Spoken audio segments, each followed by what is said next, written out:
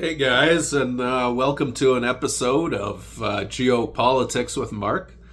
So, on today's episode, I guess I would start talking about the Iran conflict. So, my impression is that the Trump administration, the deep state, the CIA, the NSA, all the usual characters who wind up somehow impacting the long-term foreign policy of the U.S. Iran was on their hit list. They had like 7 countries. This was, they cooked this up after 9/11. So 9/11 happens. Then Iraq has weapons of mass destruction. And then, you've got this list of 7 countries that they're going to go around the Middle East to attack. So this has been a long-running plan of the Pentagon. And so now it's like, okay, and now Iran is finally on the list. It's like, okay, they've already attacked Syria. Syria's already being torn apart. I don't know what they think they're going to get from Syria when it's that unstable. You have Iraq that got destroyed. We're stealing Iraq's oil today. There's Libya. Libya has slave markets. It used to be one of the most democratic, socialist, like progressive nations in all of Africa, but we had to destroy that because the dictator was inhibiting the Arab Spring. That there was this Arab Spring, and that he was blocking him and Assad. They were these characters that were against freedoms, against the Arabs taking on their democracy and all this.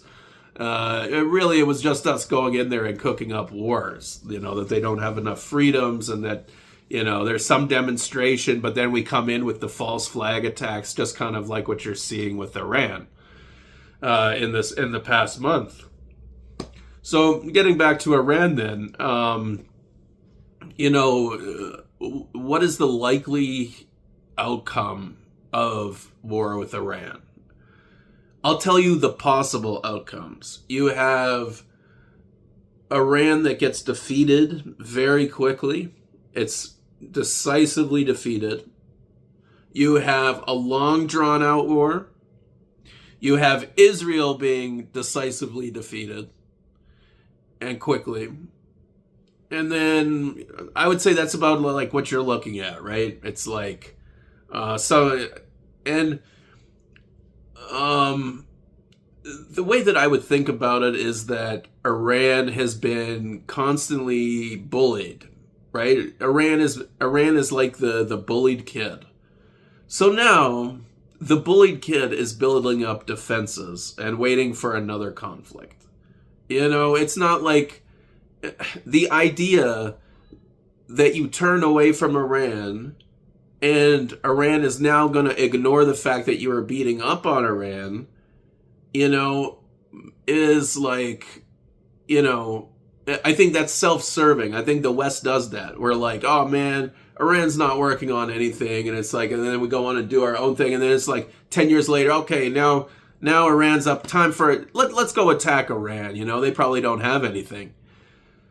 But in actuality, Iran has these missile bases all around Iran, okay? Just these thousands and thousands and thousands of missiles, like tens of thousands, hundreds of thousands, the ability to produce missiles, So this is like, the idea that you're going to find these missile bases, it's crazy. There's no way you're going to find the missile bases. There's no one master list of where all the missile bases are, probably. You'd have to, from the top, you'd have to start phoning in to get report. And why are you doing this, So you have missile bases all the hell around Iran. And now, America starts a war. Iran does a total response, because right now they're still recovering from the attack where we sent in a false flag attack, and it's like a Pearl Harbor. This is like, they know that What's going on? Is this like a first strike? Is a war coming? This was like a first attempt to see if you couldn't topple the regime from within. You couldn't destabilize it somehow with some crazy, mass protest or whatever. So the Iranians are ready. If you're in the Iranian mentality, you're like, okay, I'm ready to strike no matter, as hard as I have to when the time is right, and then it's like, but America is over here like, not really appreciating the full strength of what they have. So that's the other extreme, because I've seen the other extreme where you have somehow a series of attacks just like cripples Iran really quickly.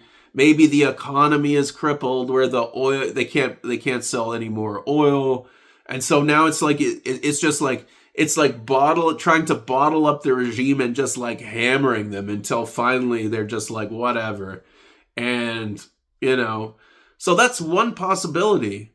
Another possibility is, oh my god, where did Israel's infrastructure just go? So you have, at the beginning opening of the war, Iran is just going to aim at, this is how I would imagine doing it. I would aim at sanitation plants, power plants, airports, and bus terminals, hospitals, anything, really those major utilities, power, water, sewage, what kind of city can you have with millions of people when those things aren't functioning? And that's, honestly, that's what they'd probably go for first. And so now you have a population that has to evacuate or be forced to live under unpleasant conditions. So Iran being, the rational actor that it is, it allows the exodus flights out of Israel, and so now you have Israel that's just packing up and leaving while the standoff is taking place. That's to me, that seems like another plausible scenario. So I think, once you start a war, the genie is out of the bottle. Now it's like Iran can use the full force. They're going to collapse the Israeli state by attacking its utilities. And now what? How then is there a plan to accommodate all the European Jews who are now looking for a new place to live? Is there some kind of contingency for that a whole nation has to pack up and leave? So I don't know if they've thought this through all that deeply, but it's like I also don't have a lot of the information. I don't have most of the information in front of me, but I can tell you that that's probably where if Iran can last. If Iran can outlast the attacks that are meant to like starve it and bottle it up, it's somehow able to get some kind of layer of solidity with China, Russia, and now it's starting to create a stronger border between it and the rest of its neighbors. I can see Iran totally succeeding. They can build into their mountains, they can build underground. It's like as long as there isn't some crazy nuclear conflict, I think Iran gets out of this as the winner, and they're going to be more important in the world. To me, if I had to pick one or the other, that's what I would probably pick. I'd probably pick that Iran is in a better position to succeed. It's going to be more important as a result of this conflict. And then it may be the leader in the area. The Arab regimes may have to start taking instruction where they're, being an inconvenience to the Iranians. It could get to that kind of thing where it's like the whole game is changed up. And now you have China that's backing it, Russia that's, just doing its own thing. And, so it's like, I think, that's just my impression, but I don't think that I think the wheels may be in motion, so you also have the outcome of a sunken aircraft carrier. So that's another major thing, that Gerald Ford with the Dookie and those sailors know that they're bait, that they're being used as bait. That they're like, look, this isn't.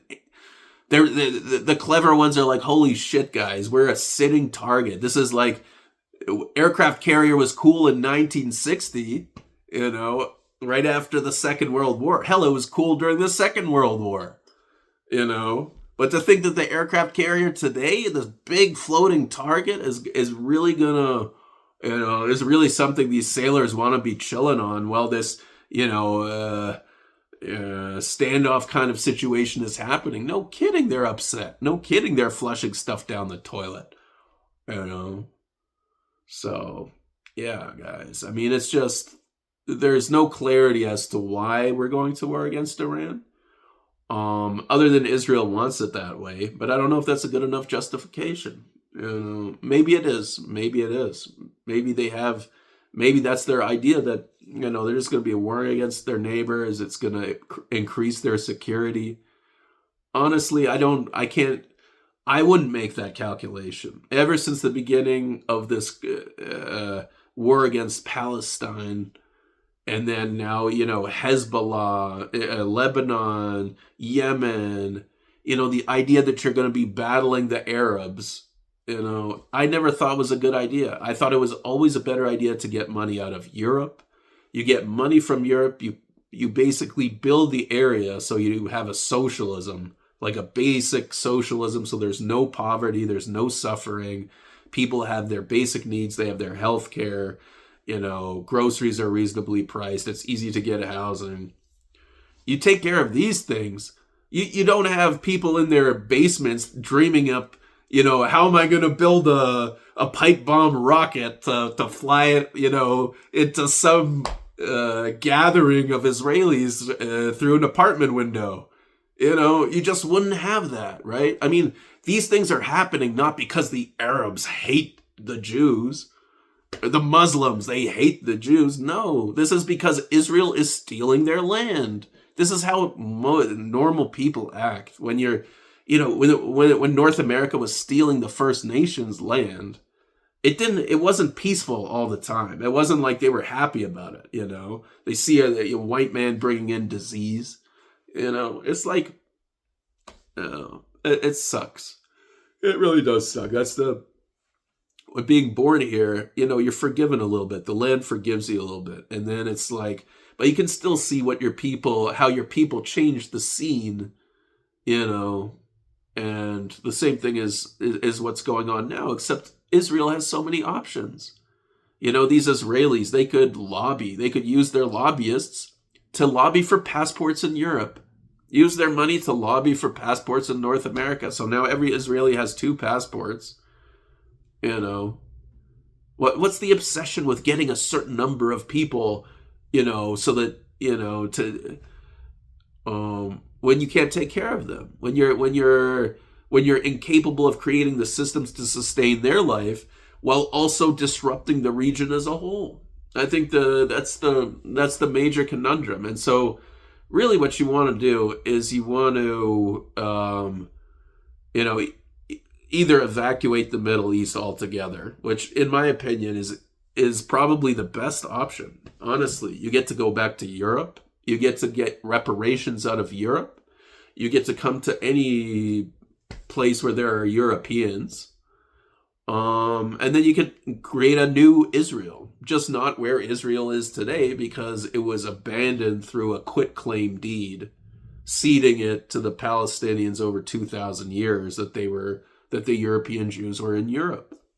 So the idea that after World War II they should return to Israel, which was then now Palestine, was frowned upon by a lot of the Jewish community.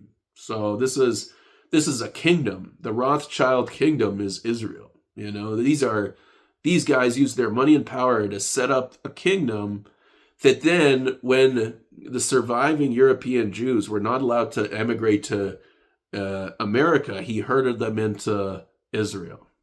So it wasn't, I don't know if it was, to me, to me, it seems more like he was using his money and power to block the immigration of the Jews to North America so that he could send them into Israel, where there is this kind of, where you see this kind of like sense of we need to get bigger in terms of population. So they're using all the money and propaganda in North America to attract North American Jews to go to Israel and to go support their kingdom, basically.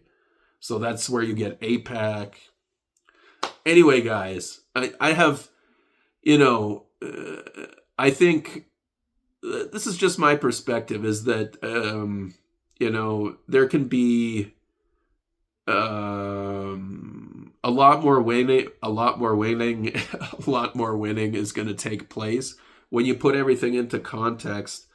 You create a better security situation for the region, not through force, but through prosperity. So basically, you're developing the area to get it to a certain level. Now, because it's at that level, the people are better. Like literally, the people are better because their environment is better. So now they're not thinking, oh, I'm going to mug somebody, I'm going to, et cetera, et cetera. So, and you get that money from Europe because Europe owes European Jews a lot. And so you basically get the money out of that, be like, look, we're still not safe in this region. Look. And then if I had been, a leader in Israel at that time, and I had the surviving European Jews coming in, and I realized we're rolling over Palestinians, I would have been yelling at Europe right then, being like, look, we can't tolerate this situation. We're not safe. We're stealing somebody's land. You better make it good for them. We need a home, and this is inconveniencing them, so you need to convenience them, because you owe us. That's what that would be my approach, and I would just keep hammering that until something came of it, until there would just be so much clamor in the world, like, yeah, that's true. Or they would just be like, here are European Union passports. Choose one country in Europe, make it your home.